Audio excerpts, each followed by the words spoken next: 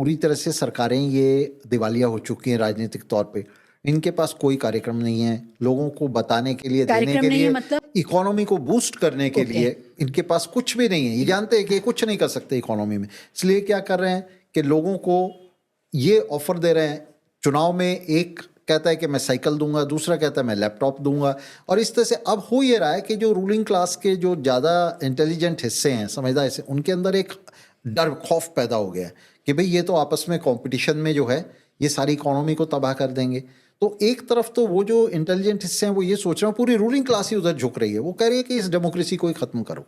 ये जो कंपटीशन करा रही है पार्टीज़ के बीच में, ये साइकिल और लैपटॉप का कंपटीशन हो रहा है, तो इसको डेमोक्रेसी को ख़त्म करो। और इसलिए आपने देखा पिछले समय में मोदी जी ऐसे ही सत्ता में नहीं आ गए, ट्रंप ऐसे ही सत्ता में नहीं आ गए, इनके पीछे पूरी जो रूलिंग क्लास है, जो पैसा देने वाले हैं, जो इनके चुनाव में पैसा लगाते हैं, जो इनके लिए प्रचार करते हैं, जो सब करते हैं, तो वो पूरी क्लास इनके पीछे आके खड़ी हो गई है। अमेरिका में इस समय अमेरिका के जो बड़े कैपिटलिस्ट हैं, बड़े कॉरपोरेट हैं, उनका बड़ा हिस्सा ट्रंप के पीछे खड़ा हुआ है।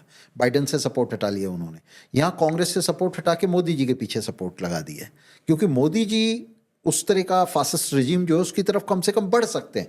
दिशा उधर है, ये ठीक है जो आपने अभी कहा कि अभी डेमोक्रेसी को पूरी तरह से वो ख़त्म नहीं कर पाए, लेकिन उन्हें ज़रूरत भी नहीं है ख़त्म करने की। उन्होंने उसको अपना पायदान बना लिया है, पैरों के नीचे डाल लिया है, उसके ऊपर अपने पैर साफ कर रहे हैं। वो डेमोक्रेसी नाम की कोई चीज़ हिंदुस्तान के अंदर जो है, अब आप देख सकते हैं कि चुनाव और मतदान आप देख रहे हैं किस तरह से आरोप लग रहे हैं, खुल्लम खुल्ला आरोप लग रहे हैं कि ईवीएम को मैनिपुलेट किया जा रहा है।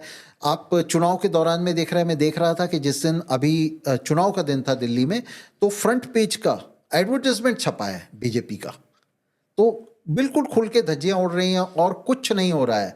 आप देखिए किस तरह का एक दमनकारी जो रिजीम है वो अस्तित्व में आ चुका है। जेएनयू के अंदर अभी दमन हो रहा है, जो बच्चे हैं जो पीसफुल प्रोटेस्ट कर रहे हैं उनका दमन हुआ है। जामिया में अभी ताज़ा उदाहरण है, वहाँ एफआईआर कर दी गई है जामिया में।